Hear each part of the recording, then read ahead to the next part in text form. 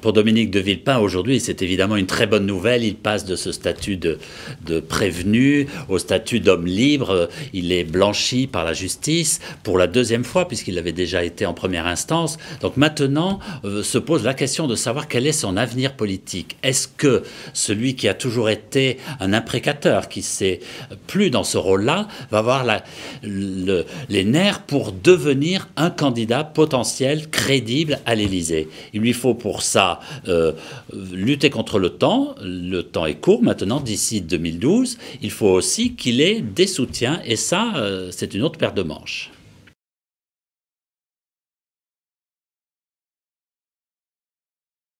À peine finie pour lui l'affaire Clearstream, voici qu'apparaît cette ténébreuse affaire Bourgi, dans laquelle le nom de Dominique de Villepin est à nouveau cité. Évidemment, c'est une très mauvaise nouvelle pour lui. Il affirme qu'il n'a rien à voir, il porte plainte contre l'avocat Robert Bourgi, mais bien sûr, le doute va peser sur lui. Et puis aussi, pour se lancer dans une campagne, il faut un parti. Alors il a le sien, République Solidaire, mais on peut s'interroger sur la solidité de ce petit parti.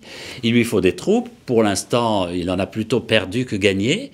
Il lui faut de l'argent, on n'est pas certain qu'il l'ait. Il lui faut les 500 parrainages d'élus, et ça, c'est un vrai problème pour lui. Et puis, il lui faut trouver aussi un positionnement politique. Il est actuellement dans cette situation d'opposant de l'intérieur à Nicolas Sarkozy, mais il faut bien reconnaître qu'aujourd'hui, entre Jean-Louis Borloo, François Bayrou et les autres, il y a beaucoup de monde dans cet espace politique restreint.